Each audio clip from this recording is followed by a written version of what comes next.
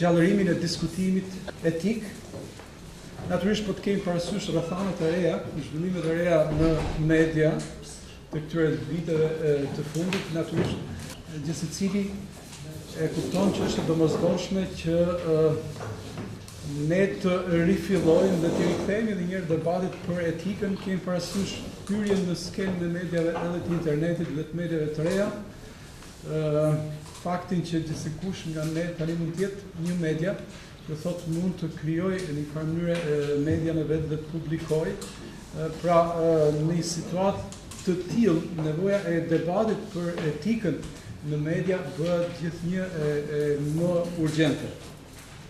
Në qoftë se do të hedhim një vështrim në dinamikën e zhvillimit të mediave në Shqipëri pas vitit 92, ne do të konstatojmë se një nga ndryshimet e para pas 92-shit është kalimi nga gazetaria e propagandës në gazetarinë informuese. Për herë të parë, gazetaria i kthehet misionit vet, informimit të publikut, duke lënë pas gjithë funksionin e propagandës që kishte deri në të kohë. Nga pikpamja teknologjike pas vitit të 92, ne kemi në Shqipëri themelimin e industrie të mirëfillt mediatike, e cila, kur flasim për shembull në disa media siç është televizioni, arriti të jetë në një hap me teknologjitë më të avancuara në botë.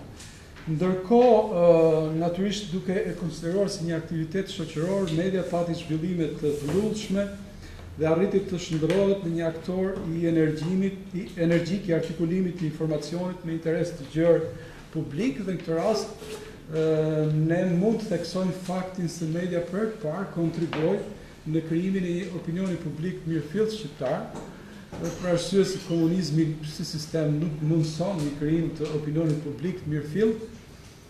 Media, duke u bërë pluraliste, e lirë dhe pluraliste, sepse e pavarur ka mund ta themi, arriti që të bëhet gjithashtu edhe një faktor në krijimin e opinionit publik dhe mund të themi edhe një nga liderat e opinionit publik pas viteve 92. Ndërkohë, në ndryshim nga vitet e para 90-s, pra, në media për herë të parë shfaqen edhe tonët kritike shumë të forta ndaj pushtetit, të cilat reflektojnë faktin që në fund jam vritëm të kemi një media të lirë. Një media që flet, që kritikon edhe pushtetin, kemi parasysh pas viteve 90, zhvillimet me lindjen e mediave të reja. Nëse do të bëni një përmbledhje të këtyre shkaqeve në shkaqeve probleme etike në një plan makro, atëherë do duhet që padyshim ta shohim gazetarinë si pjesë e gjithë zhvillimeve të shoqërisë shqiptare, edhe gazetaria dhe gazetarët janë pjesë e shoqërisë, ndjekin uljen ngritjet e kësaj shoqërie, reflektojnë në një farë mënyrë problematikën e kësaj shoqërie, problemet që kanë të bëjnë me moralin shoqëror, problemet që kanë të bëjnë me sistemin e vlerave të kësaj shoqërie, dhe kur flasim pra për etikën, nuk mund ta përjashtojmë, ta nxjerrim nga kuadri i gjithë zhvillimeve në shoqërinë shqiptare. Ajo që konstatohet dhe që konsiderohet si një nga shkaqet e krijimit probleme etike është se vendimarrja e medias në këto 20 vjet vazhdimisht ka qenë nën presion. Edhe autorë ndryshëm siç janë Michael Kuznick dhe Stefan Rusmol e nxjerrin pa dhe theksojnë rolin që ka presioni i forcave të brendshme të jashtme mbi mediat dhe gazetarët. Në rastin e Shqipërisë ne kemi presionet dhe marrëdhëniet që kanë lidhje me politikën, kemi media shumë politizuar, shumë ndikuar nga politika. Ndërkohë, nga ana tjetër kemi edhe një presion të përditshëm të aktorëve të biznesit, jo vetëm pronarëve që janë aktorë biznesi, por edhe të bizneseve të tjera, cilat kanë kapacitetet mëdha reklamuese dhe që natyrisht ushtrojnë presion ndaj mediave dhe ndikojnë deri në farë mënyre në pavarësinë e informimit nga ana e tyre. Por një Faktor tjetër, siç thekson profesor Gjergj, është dhe bjerrja praktikisht e disa vlera morale në periudhën e konkurrencës për tregun e audiencave. Kemi parasysh këtu që luftohet me çdo kusht për të marrë audiencën pa respektuar disa principe morale, disa kritere etike të cilat duhen konsideruar në rastin e gazetarisë.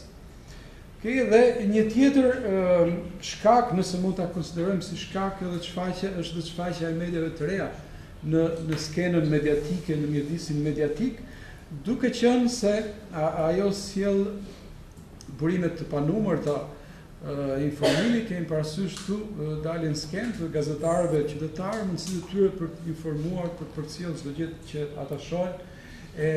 Kjo bën median shumë diverse, aktorë të shumë të hyjnë në skenë, jo të gjithë kanë përgatitjen e gazetarit, jo të gjithë i njohin standardet mediatike, dhe kjo është arsye, një nga arsyet që krijohen dhe lindin pastaj probleme etike. Qofse do të flisnim për shkaqet dhe zhvillimet në një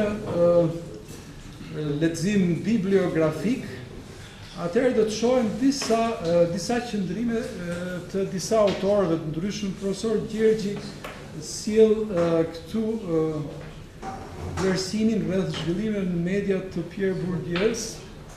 Sipas Bourdieu, një nga shkaqet që kanë bëjnë me krijimin e problemeve etike ka të bëjë pikërisht me shpejtësinë e përcjelljes së lajmit për të qenë si medium, por edhe si individ në rreshtin e parë të konkurimit mediatik.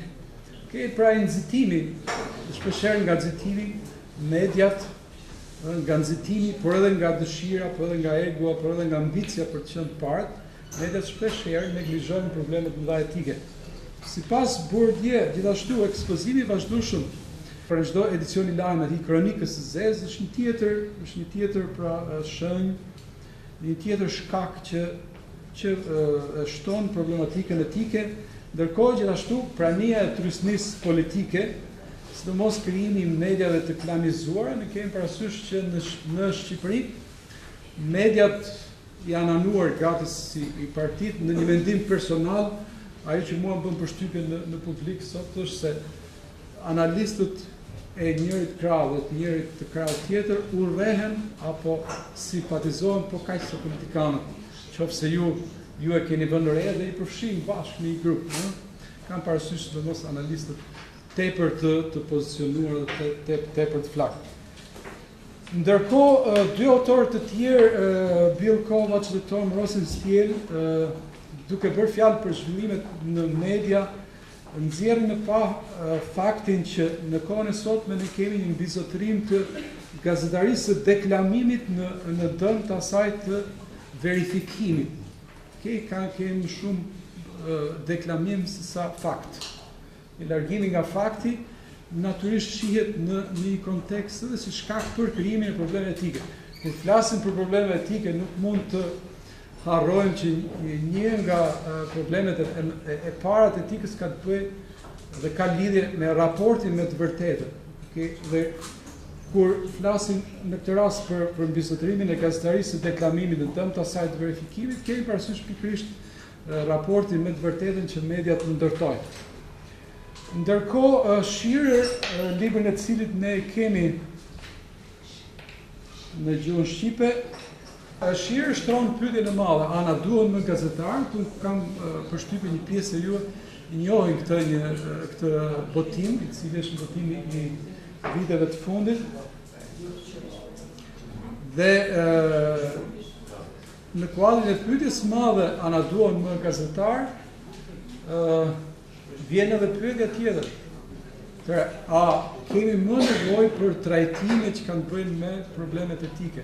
Pyetja e Shearer në këtë rast në librin e vet të fundit, a kemi më nevojë për gazetarë është, pra kemi derisa shtrohet kjo pyetje, atëherë, a kemi nevojë edhe për trajtime të tilla etike, një pyetje e madhe për kohën, cilat zhvillimet media do të dëshmojnë se çfarë do të ndodhë. Një tjetër autor ka këtë qëndrim rreth zhvillimeve. Sheshi do të fjalë për Deni Eliot, Eliot është një eficient shumë e njohur, autor i disa tekste shumë të mira akademike për etikën. Ajo thotë, sheshi i djeshëm i qytetit është sot me përmasa globale. individet dhe grupet kanë tashmë aftësi të pakrahasueshme për të kapur e transmetuar pamje dhe ngjarje. Webi I lejon akses pa imagjinueshëm në hapësirën e opinioneve të tjerëve dhe në informacionin nga burimet e besueshme. Në qoftë se disa thonë se ky akses në informim I ka bërë gazetarët pa nevojshëm, unë, thot Eliot, argumentoj që gazetarët profesionistë me përkushtimin e tyre ndaj vlerave esenciale janë të nevojshëm për zhvillimin dhe ndijetesën e ntejshme të procesit demokratik. Të përmbahesh vlerave, kjo do të thotë që gazetari t'i referohet përgjegjësisë sociale pavarësisht ndryshimeve që kanë ndodhur. Lidhur me shkaqet, Danny Eliot rreshton teknologjinë e re, e cila lejon tashmë transmetimin e mesazheve nga çdo kush. Mandej është webi I cili lejon akses të gjerë në informacione, në të njëjtën kohë siguron një lloj mikrofoni, si thua, dhe podium të çastit në sheshin virtual, në thonjza global të qytetit. Gjithashtu edhe vetë televizioni, satelitor apo me kabel, sikurse edhe webi, kanë mundësuar vërshimin 24 orësh të informacionit, duke hedhur kështu në erë praktikën e lajmeve me kohë të limituar, dhe së fundmi thot Eliot, mungesa e kufive të qartë mes llojeve të komunikimit masiv, si lajmit, zbavitjes, reklamës, opinionit në mesazhe mikse të tjerë, këto janë disa nga shkaqet pra që çojnë në krijimin e problemeve etike. Pse janë të rëndësishme standardet standardet etike, pse është akoma e nevojshme që ne të kërkojmë nga media që t'i respektojë këto standarde. John Merrill I përgjigjet kështu kësaj pyetje, parë, sepse mediat tradicionale vazhdojnë të kenë ende ndikim të konsiderueshëm. Askush mund të thotë që televizioni s'ka më ndikim në shoqëri, sepse është internet. Aktori I parë I mass mediave vazhdon të ngjelet televizionin pavarësisht nga rritja e audiencës internet. Nuk e dim ç'do të ndodhë në të afërmën e afërt, por tani për tani audiencë më të madhe ka televizioni, që është pjesë e mediave tradicionale dhe padyshim përderisa ka ndikim të konsiderueshëm në opinionin publik, atëherë është e rëndësishme që të ndjekë dhe të respektojë standardet etike. Së dyti, sepse mediat e reja kanë evidentuar probleme të reja, ose më saktë mediat e reja probleme të vjetra praktikisht etike. Së treti, sepse në kushtet e rritjes së pjesëmarrësve në komunikimin publik, formula one to many e ka lënë vendin skemës së re many to many, ne shumë që I drejtohen shumë vetëve, dhe kjo natyrisht ka një problem për arsye sepse duke hyrë të gjithë, jo të gjithë kanë njohurinë mbi standardet etike, kanë njohin nocionet që kanë bëjnë me etikën, me profesionin e gazetërisë të tjerë, dhe së fundmi, sepse përpjekjet e përditshme për mbledhjen e informacionit dhe pasqyrimin e ngjarjeve shoqërohen nga vështirësia e pengesa që bëjnë të mundur ekzistencën e kurtheve apo mënyrave për të gabuar, për bëhet fjalë për praktikën e përditshme. Philip Meyer nga ana e vet, një tjetër autor, shton nevojën e të qenit ethically efficient, domethënë I effection nga aspekti etik edhe për median, por edhe për gazetarin. Ndërkohë, nëse bëjmë një lexim të përgjithshëm të etikës, debati për etikën fillon që nga Aristoteli, gjurmët I gjejmë në filozofinë e lashtë. Arsyetimi I Aristotelit në interpretimin e botës dhe të moralit përqendrohet në pyetjen çfarë është, nga se përbëhet, si mund të shpjegohet ekzistenca dhe pse duhet. Duke kaluar në fushën e medias, Laswell thot, kush flet? Spari, çfarë thot? Treti, për kë flet? Në që kanal mediatik flet dhe me çfarë pasoje, cila është pasoja. Ndërkohë, Ralph Potter në vijim pyetjeve të tij të njohura si dhe pse shtron më tej pyetjet. Cila është ngjarja në të vërtetë? A ekzistojnë të gjitha faktet apo provat për këtë gjë? Cilët janë pjesëmarrësit real? Cilët janë motivet e tyre? Motivet janë të rëndësishme në rastin e etikës dhe kujt I shërbejnë të tilla publikime. Bill Kovac në këtë kontekst shtron nevojën e edukimit publikut me të ashtu quajtur njohje skeptike të informacionit. Kjo ka të bëjë me faktin që media literacy nuk është më problem vetëm për profesionistët. Media literacy, edukimi mediatik është problemi I të tërë shoqërisë. Nëse ekziston mundësia për këtë arsye dhe ne si departament kemi marrë iniciativën që mediologjia të futet si lëndë, mundet që në shkollë që në të vjeçare, për arsye se media literacy është tashti problem jo vetëm i profesionistëve, por edhe i gazetarisë. Pse janë të domosdoshme standardet etike për mass medias, për arsye se vendimarrja etike shpreh së pari sistemin e vlerave, së dyti principet bazë të praktikës përditshme dhe së treti përgjegjësinë sociale. Nuk e dim në Shqipëri se sa pronarët e mediave i referohen sistemit vlerave, sa pronarët e mediave i referohen principeve bazë, cilat janë principet që i drejtojnë ata, dhe sa pronarët e mediave kanë përgjegjshmërinë ose ndjejnë përgjegjshmërinë duke qenë pronarë të mediave. Është i qartë një pjesë e tyre. Unë di një rast para disa ditë që ndodha në posill diçka nga përvoja ime, tash po dal nga ky prezantim i profesor Gjergjit. U ndodha në Letoni një takim dhe dikush solli një rast shumë interesant, kishte intervistuar një pronar mediash dhe kishte pyetur: a jeni të vetëdijshëm për përgjegjësinë sociale të medias tuaj? Po, tha, unë i paguaj taksat rregullisht. Kjo ishte përgjigje, kështu që në këtë situatë pak a shumë janë edhe pronarët e mediave tona. Kur bëhet fjala për standarde etike, natyrisht përgjegjësia kryesore, se shpeshherë përgjegjësia hidhet gazetarit, por profesor Gjergji thekson përgjegjësia kryesore është e atyre që kanë në dorë vendimarrjen. Janë pikërisht ata të cilët marrin vendimin për publikimin, janë pikërisht ata që veprojnë në emër të interesave të caktuara dhe në këtë rast shtrojnë pyetjet në emër të kujt veprojnë ata, në emër të interesave të opinionit publik apo në emër të interesave të tjera. Do thoni ju që kanë lidhje këto me etikën, natyrisht që kanë lidhje, sepse çdo gjë në radhë parë ka të bëjë me të vërtetën kur jeni në media. Mandej pyet profesor Gjergji, që kuptohet dhe çfarë konsiderohet me interes për vendimarrësit? Pse po shkruhet apo publikohet një shkrim? A është momenti përshtatshëm? Ç'pasoja ka ky publikim? A mendojnë mediat tona për pasojat e një publikimi gjithmonë? Natyrisht që jo gjithmonë, për të mos thënë rrallë. Profesor Gjergji ka mbledhur disa intervista. Në këtë rast janë gazetarët të cilët gjykojnë dhe flasin për vendimarrjen brenda redaksive ku ato punojnë. Unë do t'ju ftoja që ju t'i lexonit vetë, në mënyrë të animuar që faqet teksti në mënyrë që mos. Kjo është dëshmia e parë. Këto janë intervista që profesor Gjergji ka marrë në kuadër të kërkimit empirik që ka bërë për këtë referat.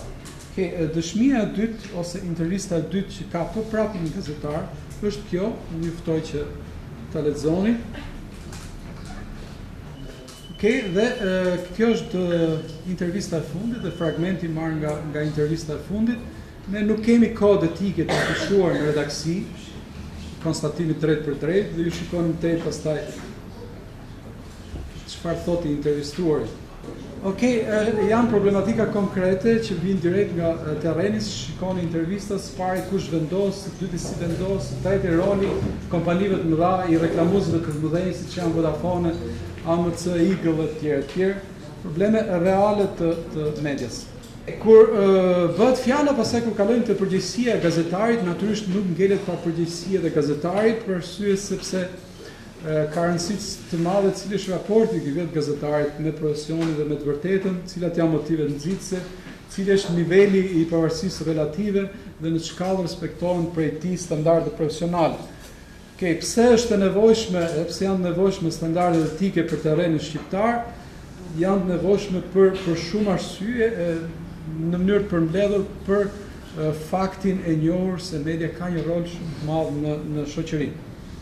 Ndërkohë, një rëndësi të madhe ka, nëse shohim etikën, edhe në kuadrin e sistemit të vlerave në Shqipëri, profesor Gjergji sjell shembullin e një debati në talk show lidhur me sistemin e vlerave në shoqërinë shqiptare. Bëhet fjalë për atë debatin për mitet e sotme për paranë, egocentrizmin edhe modën. Në këtë rast është e kuptueshme që ne në Shqipëri jetojmë në një periudhë kur sistemi tradicional i vlerave është tronditur, dhe ndërkohë që sistemi i ri i vlerave nuk ka zënë akoma vend. Profesor Gjergji në këtë rast i referohet njërit prej të ftuarve në studio, i cili insistonte në atë që vlerat etike i përcakton tregu, dhe pyetja është a i përcakton tregu, a duhet i përcaktoj tregu, a do nxjerrim gjithçka në treg, kur bëhet fjala për parimet etike, për normat, për standardet e gazetarisë. Çfarë kërkohet teorikisht nga punonësit e medias, shtron pyetjen profesor Gjergji, për ulësia, mirënjohja, dëmshuria, kujdesi ndaj të tjerëve. Çfarë ndeshet jo rrallë në Shqipëri?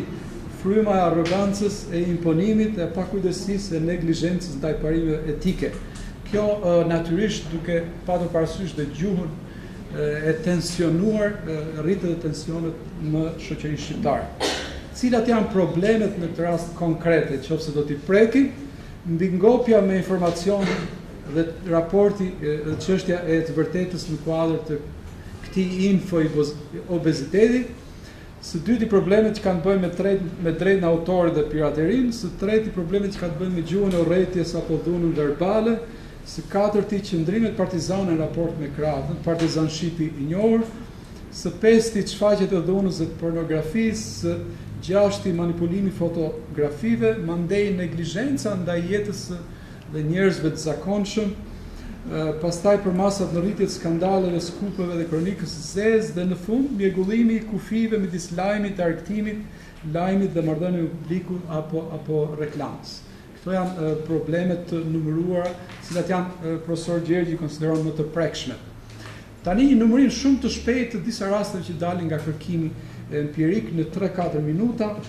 Profesor Gjergji përmend rastin e një talk show, ke ju lexoni aty, te i kalohet gjua në të rast, dhe pyetja që shtrohet është ç'moral është ky, ç'gjuhë, a është kjo zbavitje e mirëfillt, dhe a respektojmë të rast atë gjuhën e një mass media, gjuhën që do të përdor një mass media.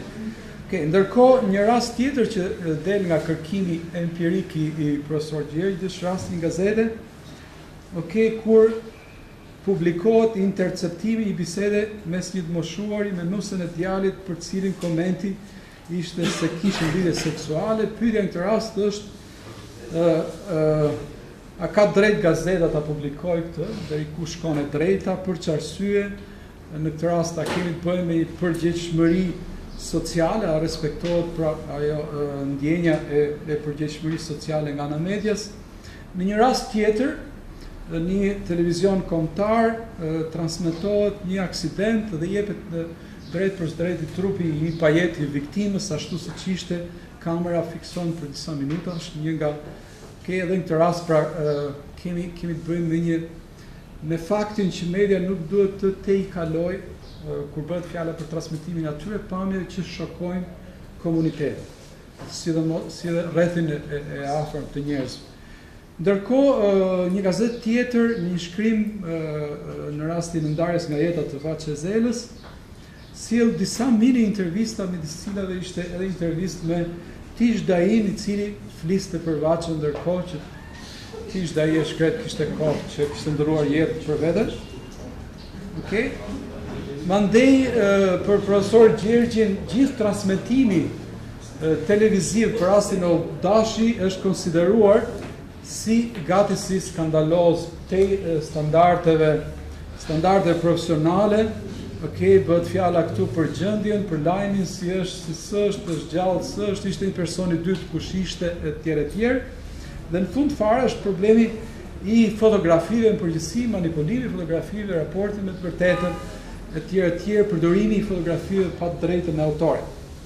Disa përfundime që në të cilat arrin profesor Gjergji janë këto. Një pjesë e mirë e problemeve etike vijnë për shkak presioneve nga faktorët brendshëm dhe të jashtëm si politika apo biznesi. Së dyti, vendimarrja etike shpesh e varur nga interesa të ndryshme, Së treti, debati etik është i vakët dhe kodet etikës ose nuk ekzistojnë ose nuk respektohen. Edhe në situatën e mediave të reja, nevoja e respektimit standardeve etike mbetet në fuqi dhe së fundmi, debati etikës duhet të shtrihet edhe në gjirin e popullsisë, pasi çdo kush sot ka mundësinë të jetë një media. Keni një falënderim të madh nga profesor Gjergji, dhe siç u thash,